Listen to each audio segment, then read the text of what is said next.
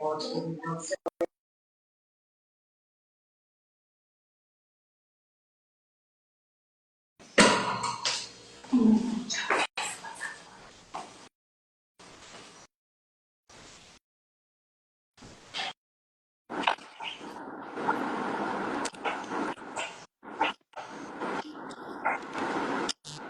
lá.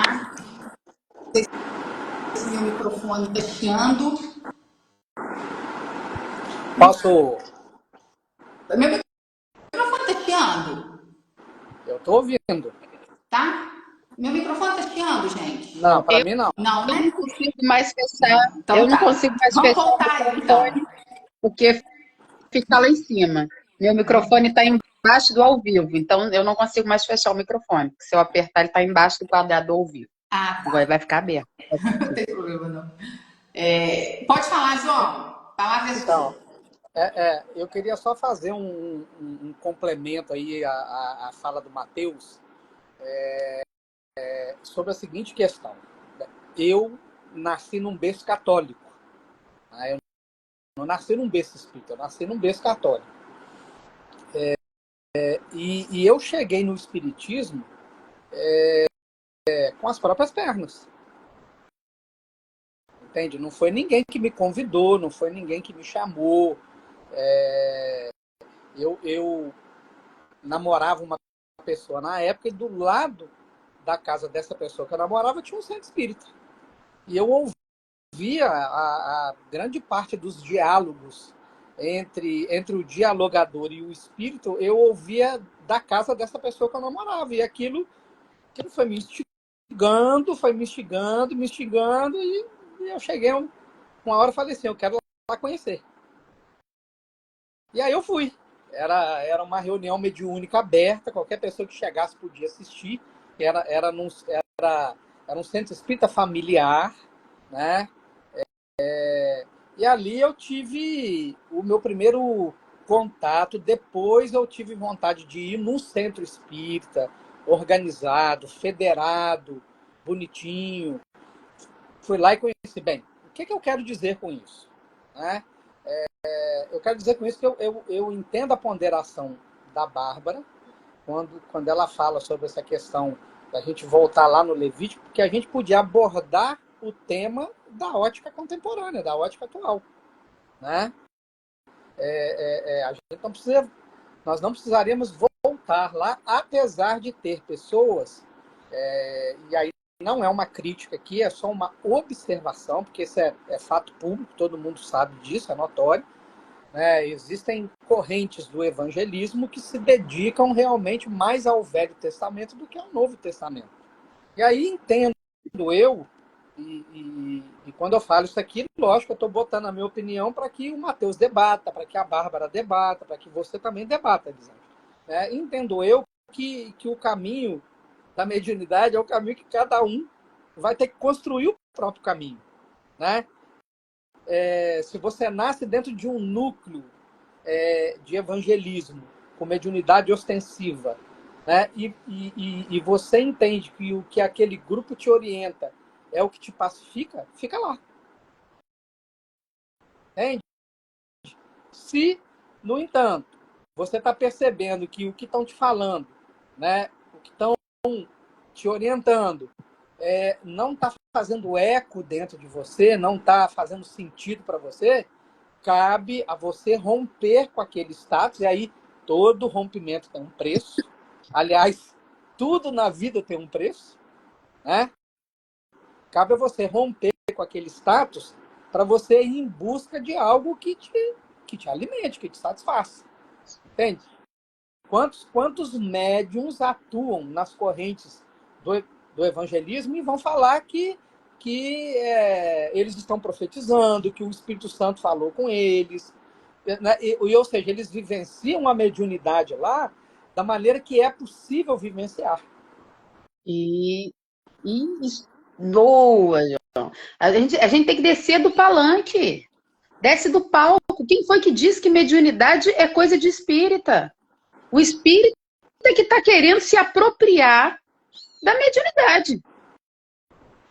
Existem diversos santos católicos né? São chamados estáticos da Igreja Católica. Meu berço também não é espírita, né? Santa Faustina, Santa Teresa d'Ávila, Santa Teresinha do Menino Jesus, Francisco de Assis, Cura d'Ars, e por aí vai, que eram espíritos que eram seres que transcendiam o mundo espiritual, entendeu? E que tinham visões dos santos, visões do Espírito Santo, e por aí vai. Dentro da igreja evangélica tem o profetismo, tem uma série de coisas. Então, assim, eu acho que ninguém está refém.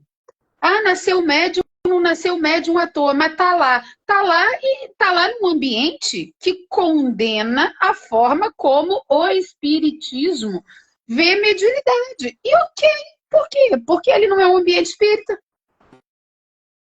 Agora, se o indivíduo vai vivenciar, e hoje em dia, gente, pelo amor de Deus, fulano tá refém, eu vou resgatar. Não, se o João buscou na época dele, ouvindo do lado, hoje em dia, quem quer buscar vai para a internet. Vai lá encontrar o que é mediunidade. E aí, se ele sabe que, mas dentro da igreja dos meus pais, da pipoquinha da esquina fechada, isso aqui. Não, eu não vou procurar essa visão de mediunidade. Eu vou procurar a visão de mediunidade. O que os espíritas falam? O que é espiritismo? Eu vou buscar. Entendeu? Eu fui buscar. Agora, eu parto do princípio que tem uma coisa que eu aprendi de tudo que eu li no Evangelho, acho que para mim foi uma das frases mais significativas de Jesus no Evangelho. Não jogueis vossas pérolas aos porcos. Por quê? Tá chamando o outro de porco. Não, Jesus está dizendo o quê? O que o porco faz com a pérola? Come. E aquilo para ele vai servir de quê? De nada. Não alimenta, se perde. Então você vai usar a pérola no cordão e você não vai jogar lá para porcos, porque eles não compreendem. Então, assim, se alguém chega para você, porque em Levítico? Se alguém chega para mim, porque em Levítico tal diz que é abominável, sabe o que eu respondo? Verdade. Simples assim. Porque a pessoa que chega para falar assim com você, ela não quer entender de nada. Entendeu? De nada. Então, eu convivo mais proximamente agora com uma pessoa que é católica, da Pastoral da Saúde. Não sei se ainda está assistindo a primeira parte da live. Sou orientada por um cara que é evangélico. E de vez em quando, qualquer um deles fala assim, mas como é que funciona? Como é que o espiritismo explica? E aí a pessoa quer saber e eu vou dar a minha visão. Eu me digo assim, o espiritismo acredita assim, não, a Bárbara espírita, que é um outro problema, tá? É um outro problema. Elisângela não é detentora da doutrina espírita.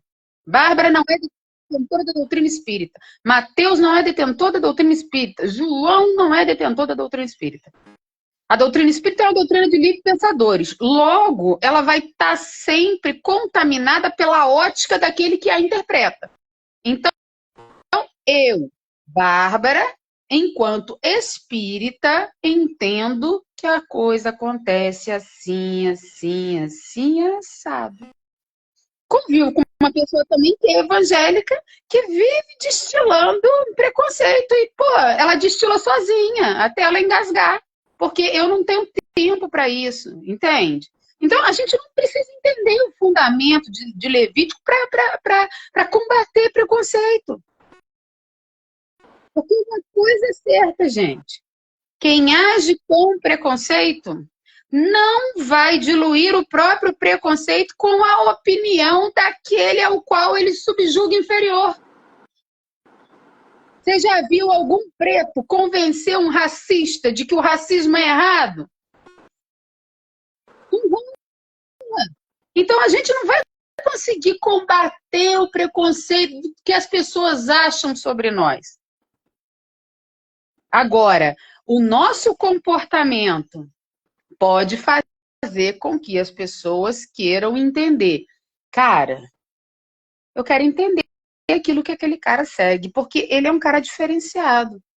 Aconteceu um problema assim, assim, assim, assado, E ele agiu de maneira corretíssima.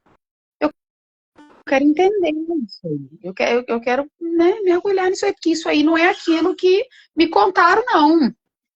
Porque a pessoa do demônio não ia agir assim, assim, assim. E nisso aí a gente está perdendo, porque, sinceramente, o comportamento do movimento espírita e dos espíritas na sociedade atualmente é deplorável. A gente literalmente está perdendo a oportunidade de divulgar o espiritismo como Emmanuel coloca, né? O maior favor que podeis fazer ao espiritismo não é essa live, não. Essa live, estou para dizer a vocês, é um esforço insignificante.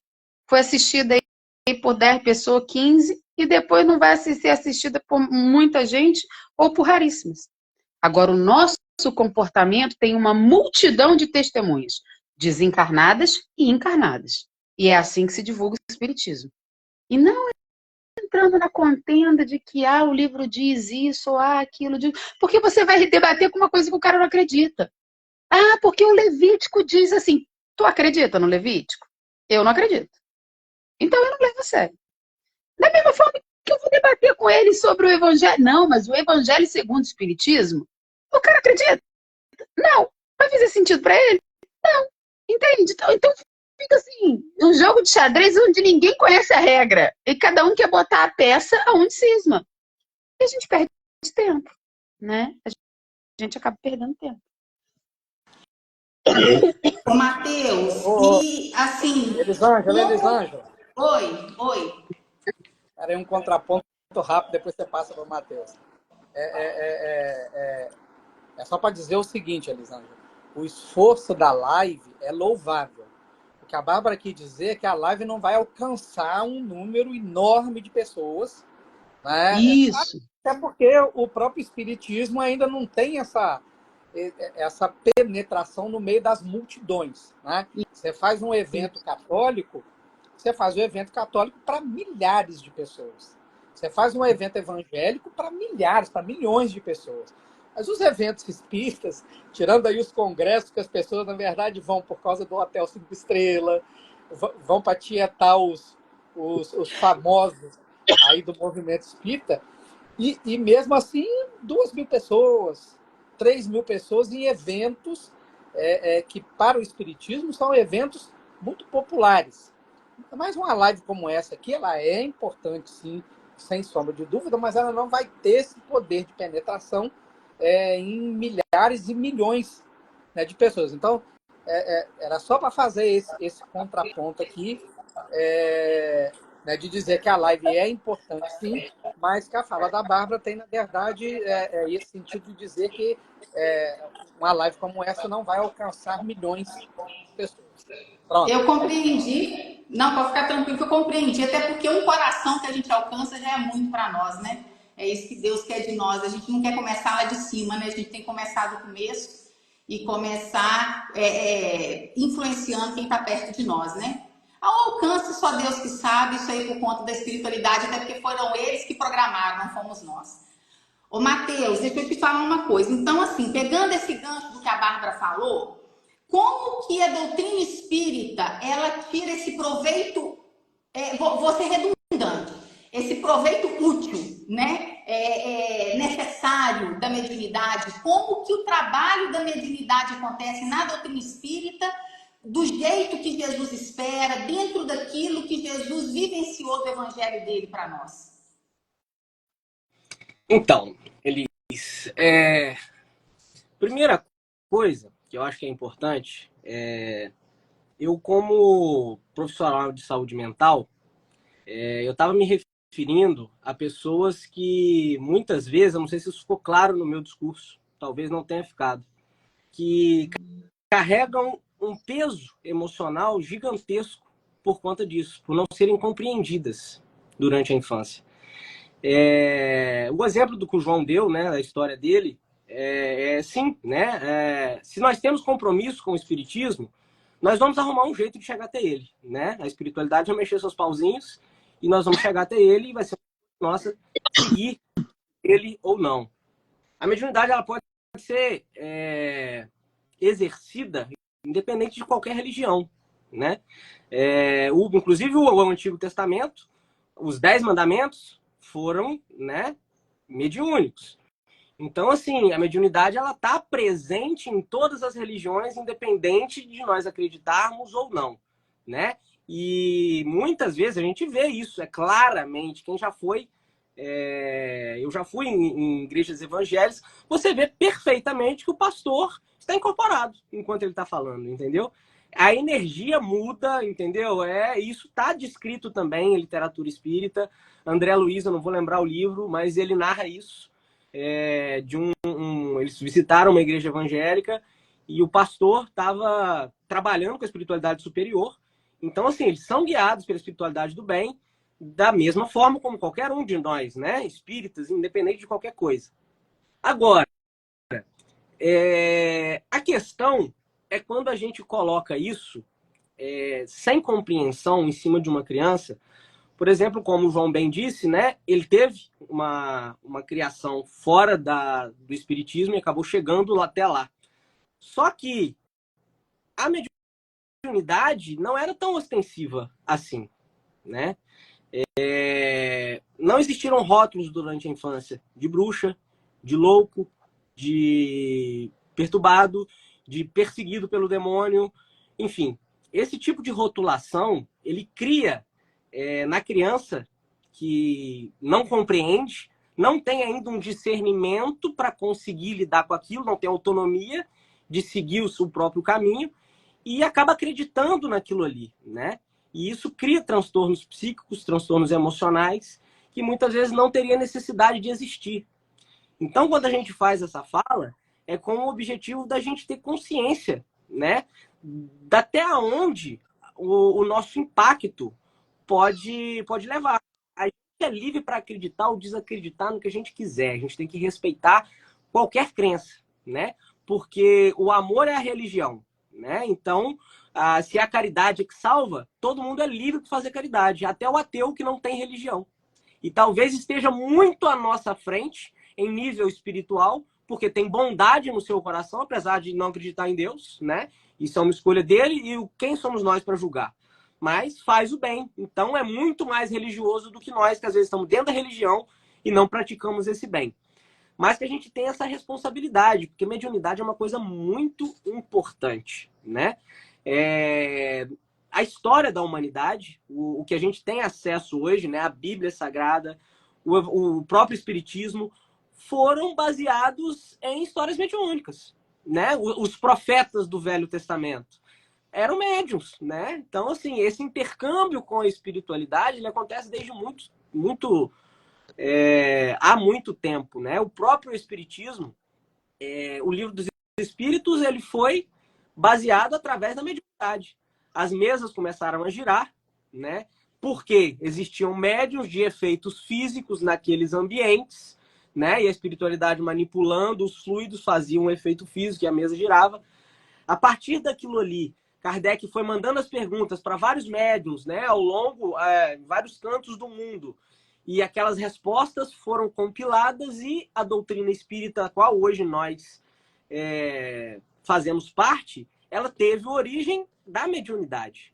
Então, a comunicabilidade com o espírito, com os espíritos, ela é incessante. O tempo inteiro nós estamos em conexão com o mundo espiritual, né? Eles estão nos influenciando, seja para o bem ou para o mal. Isso está claro no Livro dos Espíritos, como já foi citado, não vou repetir, né? E, inclusive, é um dos pilares da doutrina espírita, que é a doutrina a qual nós professamos, né? Que é a comunicabilidade entre os mundos. Existência de Deus, comunicabilidade dos mundos, imortabilidade da alma, pluralidade das existências e pluralidade dos orbes habitados, né? Então, a mediunidade, ela é um princípio basilar do espiritismo. E como princípio basilar, ela precisa ser tratada com a devida responsabilidade e seriedade. Por quê? Ela é uma porta aberta, né? Então, vamos supor, se não estamos ainda na doutrina, não estamos olhando para a mediunidade, não estamos trabalhando ela. Quando a gente começa a olhar e começa a trabalhar e começa a querer limitar, né? Porque o trabalhar a mediunidade com seriedade, com moralidade, que são, né, dois fatores essenciais para a gente conseguir fazer isso de uma forma satisfatória, a gente acaba limitando quem entra por essa porta. Por quê? Se antes a porta estava aberta, qualquer um influenciava, qualquer um falava, qualquer um entrava, agora a gente começa a limitar, né? Então a gente começa a selecionar, a prestar atenção sobre quem está falando no nosso ouvido, né? E isso muitas vezes incomoda muita gente do lado de lá, porque antes eles tinham livre acesso, né? Eles falavam e a gente obedecia. Eles falavam, a gente obedecia. Então, quando a gente começa a trabalhar e começa a olhar para a mediunidade e tratar ela com seriedade, muitas vezes a gente vira alvo. Então, a gente precisa tirar da cabeça, né, que às vezes a gente traz isso, essa ideia de troca, né? De achar que a gente vai entrar para o movimento religioso ou que a gente vai começar a trabalhar e que as coisas vão ficar mais fáceis, mais tranquilas. O que a experiência nos mostra, pelo menos a minha experiência, é que as coisas vão ficando mais difíceis. Por quê? O nível começa a aumentar, né?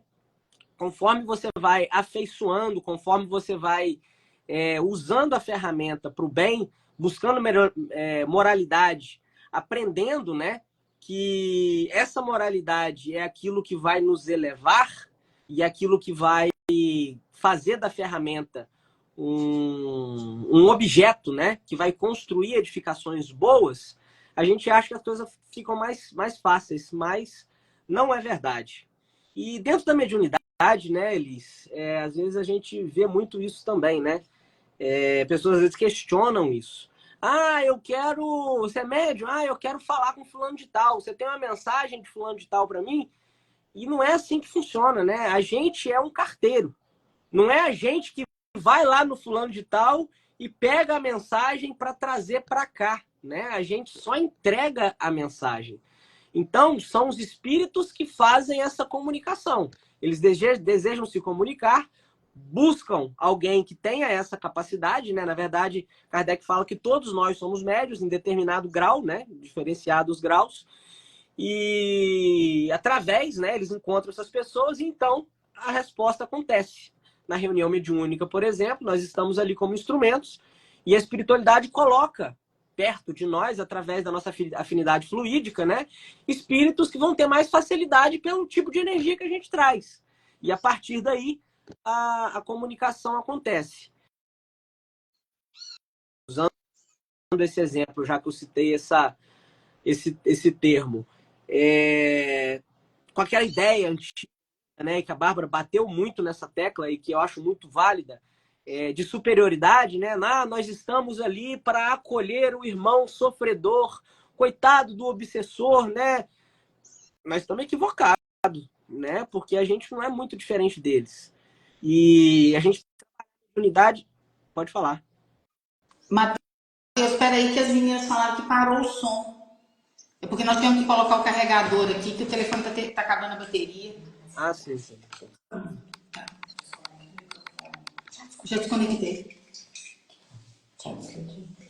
Espera aí que nós vamos testar aqui, tá?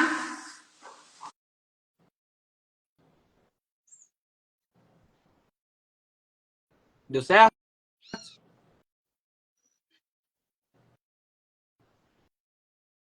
Posso continuar? Então, e aí se a gente chega numa reunião mediúnica, né, nos achando superiores àqueles espíritos que estão ali ainda em movimento, a gente se coloca em risco, né? Primeiro que a gente não vai conseguir o nosso objetivo, que nós estamos ali para auxiliá-los, né? Qual que é a forma de auxílio que nós podemos dar? Acolhendo. Nós estamos ali como acolhedores, né? E isso é pegar o cristianismo e colocar em movimento. Então, isso é trabalhar a mediunidade da forma correta. É acolher aqueles que estão precisando de auxílio. É tentar esclarecer dentro da nossa limitação aqueles que estão buscando esclarecimento. Agora, se a gente chega ali, né, o espírito não está querendo esclarecimento, ele está ali bravo porque tiraram ele da onde que ele estava e ele quer voltar para onde ele estava, e a gente quiser, né, aquela ideia de doutrinador, quiser enfiar conhecimento na goela dele, o que a gente vai conseguir angariar nele, despertar nele é raiva, né?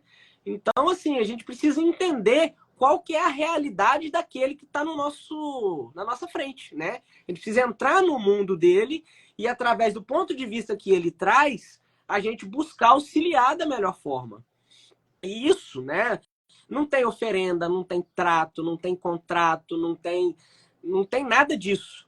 A oferenda que a gente tem é acolhimento. Nós estamos ali para oferecer os nossos braços, oferecer a casa, né? Oferecer a estrutura espiritual que existe na casa, para que ele possa se restabelecer, possa descansar, se quiser trabalhar, que possa trabalhar, que seja um ponto de acolhimento, né? E trabalhar a mediunidade é exatamente isso, né? A gente aprender a se moralizar e exercitando o amor, que eu acho que é a chave, né?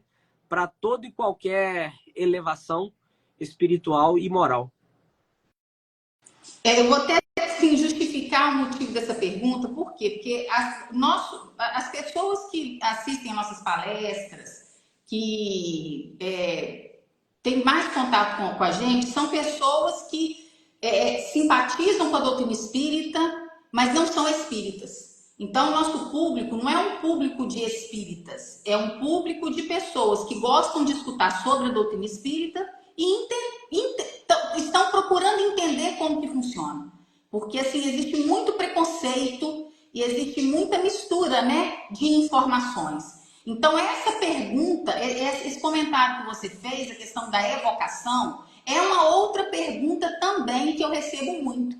Ah, vocês vão evocar espírito lá na casa espírita?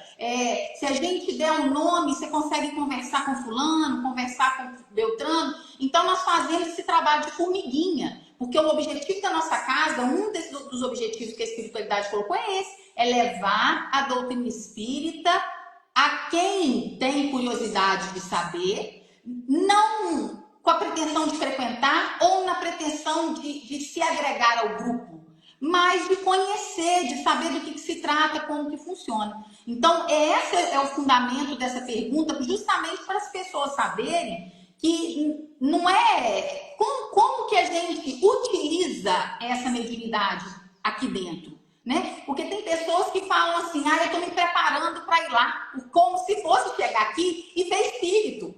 E, gente, isso é muito comum. Fala assim, eu vou lá conhecer. Mas será que eu chegar lá e eu vou ver espírito? Porque a pessoa, ela não entende o que acontece aqui. Outras pessoas chegam, entram, conhecem e esperam outra coisa. Eu não sei o que elas esperam. Porque assim, eu não estou na cabeça delas, né?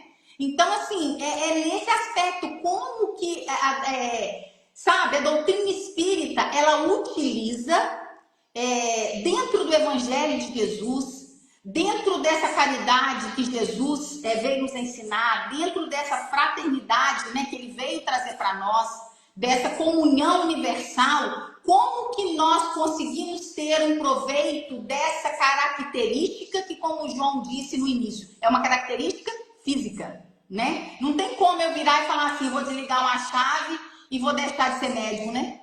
É natural, é fisiológico, né? E aí a doutrina espírita utiliza, assim como Deus utilizou de Moisés lá atrás, né? Deus utilizou dos profetas lá atrás, né? E de vários outros servidores dele, né? Como a Bárbara citou aí, o Curadás, né? Citou também Francisco de Assis, né? Outros almas nobres, né? Na utilização e na pregação do seu evangelho. Então, assim, eu queria também escutar a Bárbara e escutar o João sobre essa questão, né, da mediunidade dentro da doutrina espírita, justamente para essas pessoas que, às vezes, elas não sabem o que acontece aqui, elas têm essa ideia equivocada de que a gente chega aqui e a gente começa a evocar. Como que é o trabalho da doutrina espírita com a mediunidade? Bom, assim, precisa entender o seguinte, tá? Vamos por partes. Igual os quartejador. A pessoa acha que a gente evoca. Quem disse que não evoca? Claro que evoca. Evoca sim.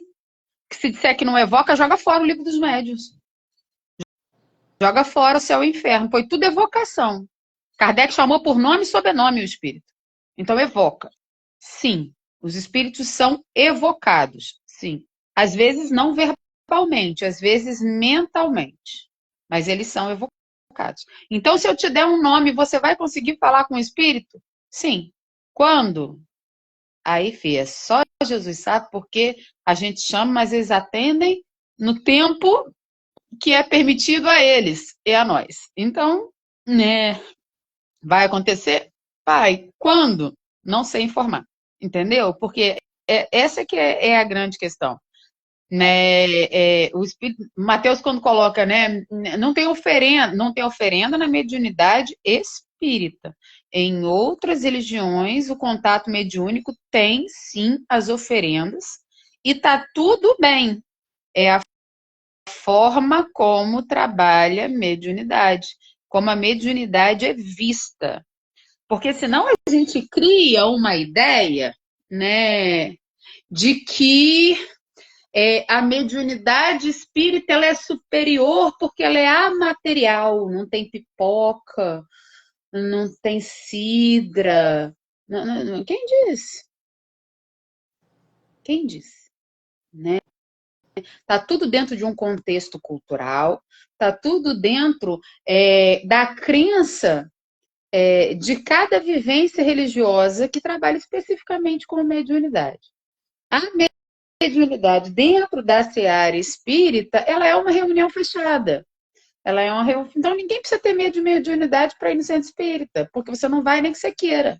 Entendeu? Ninguém vai te vender um ingresso para assistir reunião mediúnica. Salvo se você estiver no Nordeste, em que as várias casas espíritas, há várias casas espíritas que fazem desobsessão aberta, né, até pelo sincretismo religioso, né, dentro das instituições espíritas, a reunião mediúnica é privativa.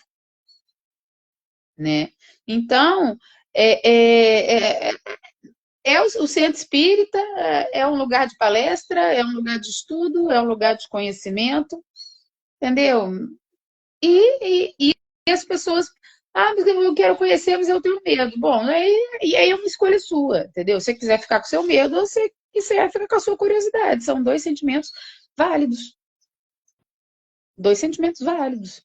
Né? Agora, entender a mediunidade, para mim, para te dizer a verdade, ela virou o grande outdoor do espiritismo. Né? O espírita estuda pouquíssimo mediunidade. Nós temos diretores de departamento que não entendem lufas de mediunidade. Né? Nós temos médiuns que trabalham em mesa mediúnica e que não sabem o básico da mediunidade. Então, o espírita que deveria estudar mediunidade, raramente não estuda, mas tem sonho de ser médium, porque é o plano de carreira. Quando chega para ser médium, atingiu o topo da empresa. Né? Muito mais do que conhecer. E aí, vira um outdoor, sabe? As pessoas seguem médiums, né? Seguem os médiuns importantes, sobe a cabeça dessas pessoas, isso faz um mal terrível a essas pessoas, porque quem de nós está sob domínio quem de nós dominou a vaidade, dominou o orgulho, dominou a prepotência, dominou a soberba? Então fica botando as pessoas no altar como se elas fossem divinais, entende? Não se estuda, mas é sonho de consumo, entendeu? E que, no fim das contas, gente, vamos ser muito claros, quando Kardec diz, conhecereis o verdadeiro espírita, sacou que ele não fala de mediunidade. Ele diz, conhecereis o verdadeiro espírita pelos esforços que faz para combater as suas más inclinações. Quando ele fala do objetivo do espiritismo, ele também não diz, não toca em mediunidade. Ele diz que o objetivo do espiritismo é o quê? É semear na terra o homem de bem.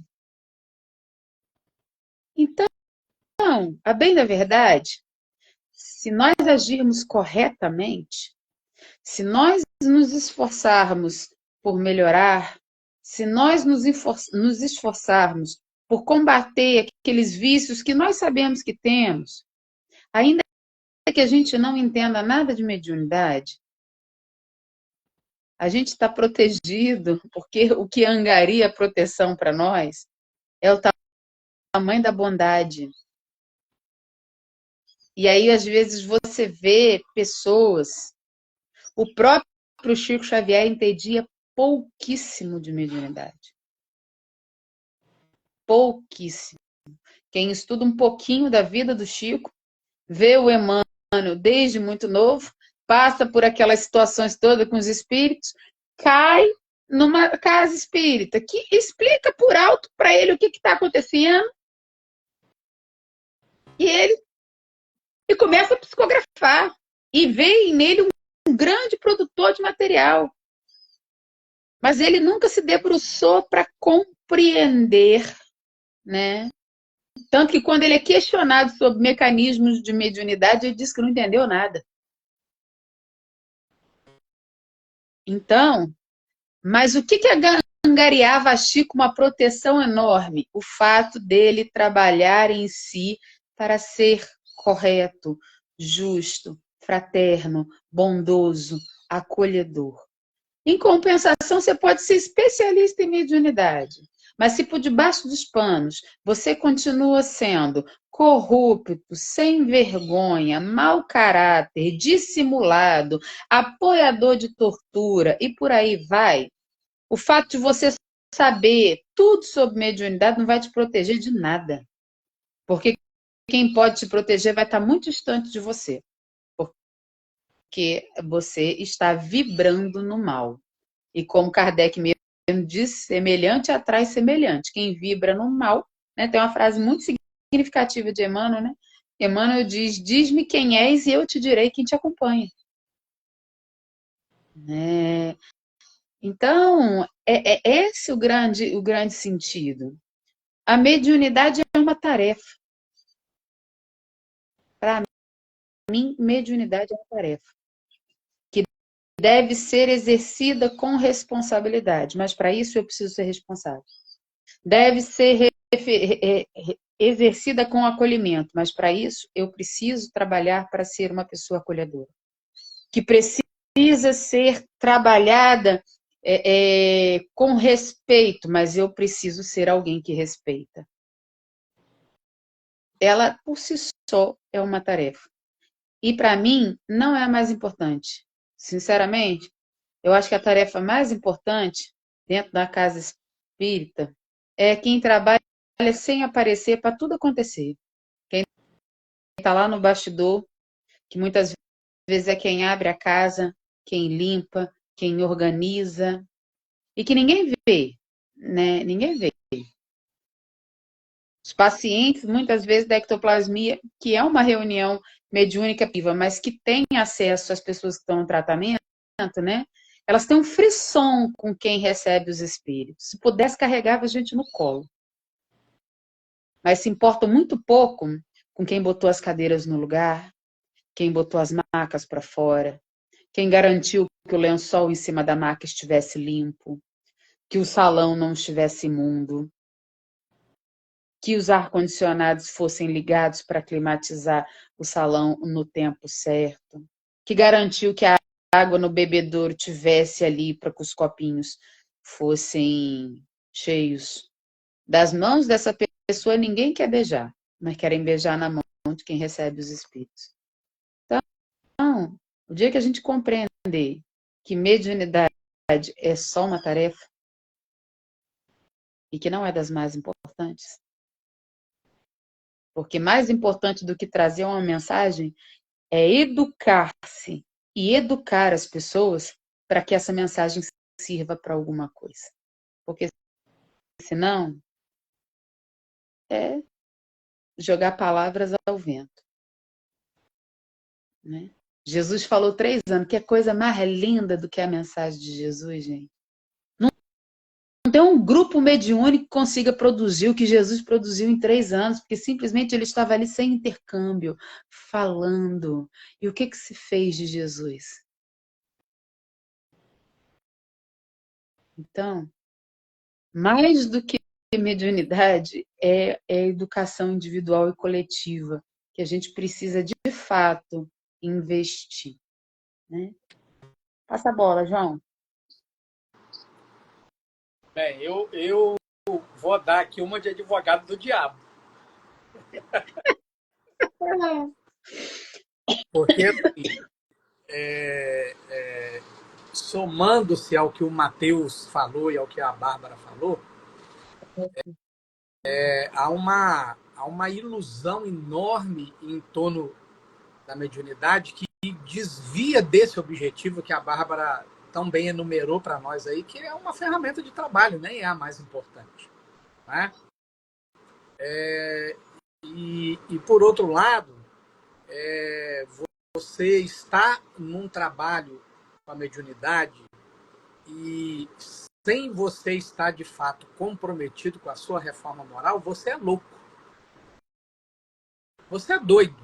Se você pretende estar na frente daqueles que conhecem os seus pensamentos mais ocultos, que estão em toda a parte de tudo que você faz, que influenciam seus pensamentos e suas ações, e fora dali, você dá vazão aos seus vícios, você não se reforma moralmente, você de fato não está comprometido, né, com os sentimentos enobrecidos que o Evangelho propõe, você é doido se você quer participar de uma reunião mediúnica. Não participe.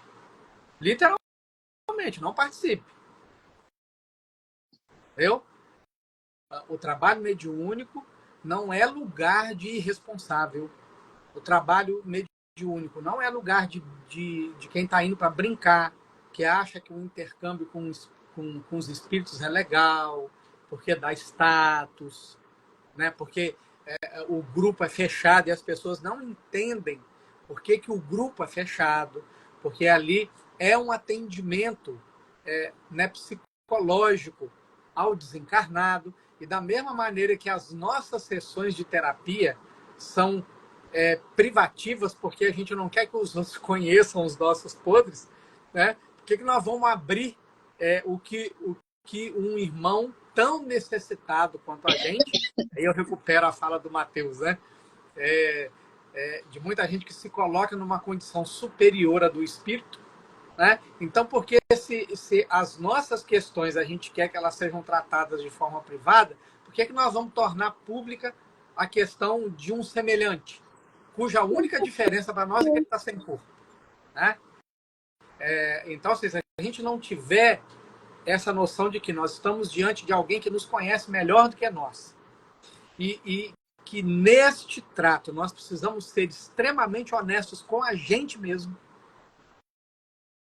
para que a gente consiga produzir a reforma moral, para que a nossa fala dirigida a ele esteja envolvida pela vibração da nossa verdade. Não participe de um trabalho mediúnico. Vai embora. Assista às palestras, participe dos estudos, seja um magnetizador, enfim, tem tantas outras tarefas numa casa espírita que para essa aí, se você não tiver esse nível de comprometimento, é melhor que você não participe. Mas tem muito kamikaze, né, João? Tem muito kamikaze por aí. Que vai lá e, ó, nós que o diga.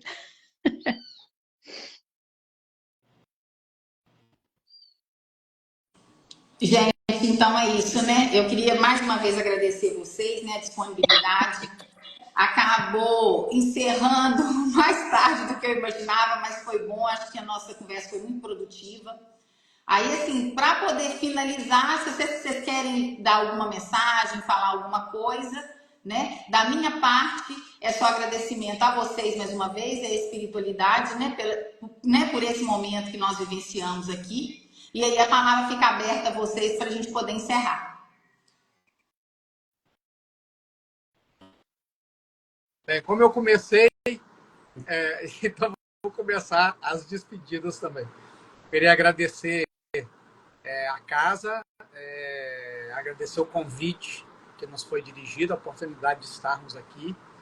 De coração, espero que né, tenhamos deixado uma contribuição lúcida sobre o tema, e que desperte nos interessados realmente não o desejo do trabalho com a mediunidade em si, mas o trabalho de reforma íntima, de transformação moral, de combate às más inclinações, de combate aos dois impeditivos principais para que a gente nos aproximemos dos espíritos superiores, que é o orgulho e o egoísmo, compreendendo que aí está o nosso campo de ação na seara espírita. Se nós queremos divulgar o espiritismo, sejamos seres humanos melhores a cada dia, nos transformando moralmente, combatendo as nossas más inclinações.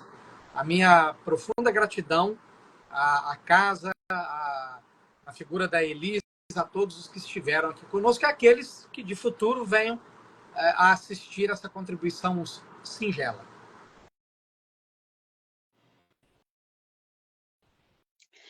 Tem muita gente que acha que o espírita que não é médium é um espírita de segunda classe, né? E eu acho que a gente precisa compreender que não existe espírita de segunda classe. Existem verdadeiros espíritas e falsos espíritas. Porque, né, é pelo contraditório, né? Se Kardec precisa dizer: conhecereis o verdadeiro espírita pelos seus esforços em combater as suas más inclinações, por analogia, tem os falsos espíritas, né? Então, sim. E nada disso tem a ver com mediunidade. Tem muito falso espírita por aí, médium. Tem muito verdadeiro espírita por aí que não é médium, ostensivo, né?